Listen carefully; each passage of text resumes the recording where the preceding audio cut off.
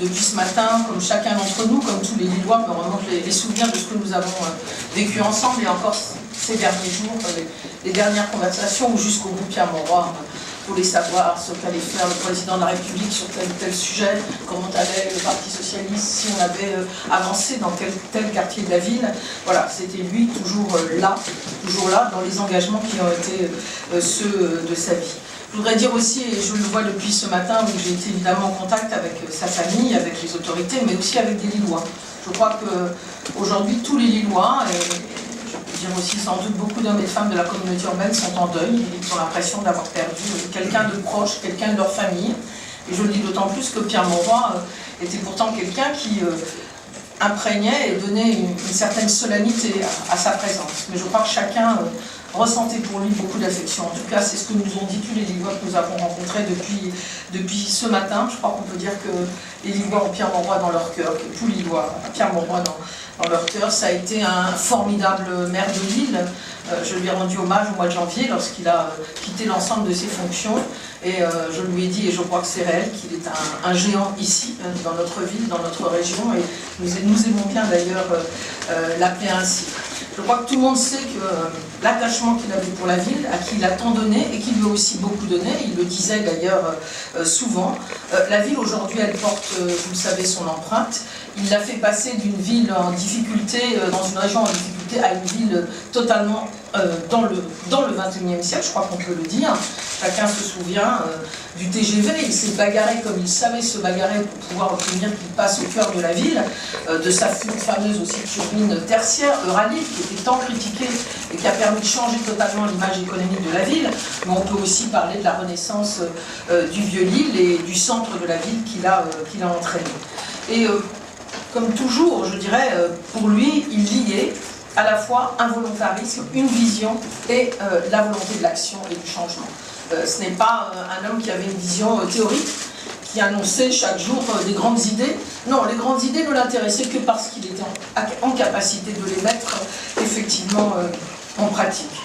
Je me souviens évidemment aussi avec émotion du moment où dans son bureau, il m'a proposé de lui succéder en 1994, invité d'ailleurs par Pierre de Saint-Ignaud pour soutenir Patrick Caner aux élections cantonales.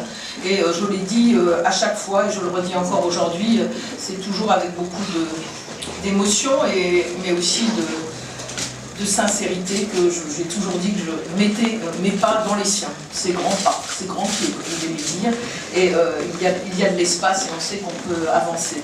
C'est comme ça d'ailleurs que la métamorphose qu'il a engagée dans la ville, nous l'avons poursuivie dans tous les quartiers. Et là aussi, il posait des questions en nous disant, oui, il faut garder, tu as raison, les quartiers populaires dans la ville, oui, ce que vous faites dans ces quartiers, c'est la poursuite de ce que j'ai fait pour lui. Mais Pierre Mauroy, c'était aussi un grand destin, celui d'un homme qui a marqué notre République. Tout le monde sait qu'il a été le premier ministre de la gauche de la Ve République et qu'auprès de François Mitterrand, il a engagé des réformes majeures pour notre pays. On se souvient bien sûr des réformes de société, l'abolition de la peine de mort, l'ouverture de l'audiovisuel, mais aussi de ces grandes réformes, la décentralisation. Pierre Mauroy, maire de Lille, disait toujours « Je n'ai rien droit de faire, même pas de refaire un trottoir ou de refaire des travaux dans ma ville sans demander des autorisations multiples. » C'était celui qui avait compris, là aussi, plutôt que beaucoup d'autres, que sans décentralisation, il n'y a pas de démocratie, il n'y a pas de réponse concrète à ce qu'attendent les habitants. Et puis bien sûr, ces engagements sur le progrès social, le droit des travailleurs, pour ne prendre que cet exemple-là, mais chacun sait combien cela a été dans son esprit et dans sa tête. Je n'oublierai pas la grande politique culturelle qui a été menée aussi à cette période. Dire que dans le fond, ce qu'a fait Pierre Mauroy comme Premier ministre, c'est évidemment ce qu'il était, les valeurs qu'il avait chevillées au corps, et qu'il disait que ces valeurs lui venaient de son enfance. La laïcité qui lui avait été apportée par son père, instituteur, la solidarité, et il parlait toujours avec beaucoup d'émotion des paysans, de la Vénois, ce pays des pâtures, comme il disait, ou de cette solidarité des ouvriers dans la région industrielle du Hainaut. Voilà, la laïcité, la solidarité, voilà ce qui était pour lui essentiel, et bien sûr sa rencontre avec le socialisme dans le village d'Aussy, et il savait encore récemment nous raconter ses premiers pas dans les jeunesses socialistes. Un petit mot peut-être pour vous dire que le président de la République et le Premier ministre rendront hommage à Pierre Mauroy aux Invalides en début de semaine. Je ne vais pas moi l'annoncer.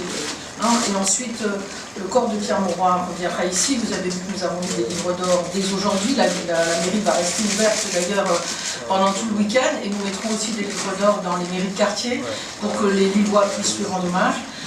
Bien évidemment, comme il l'aurait souhaité, dès la fin de la cérémonie aux Invalides, son corps reviendra ici, le cercueil sera présenté ici dans la ville de Lille pour que les Lillois puissent lui rendre un dernier hommage et nous lui rendrons un hommage républicain en milieu de semaine, juste avant les obsèques qui auront certainement lieu à la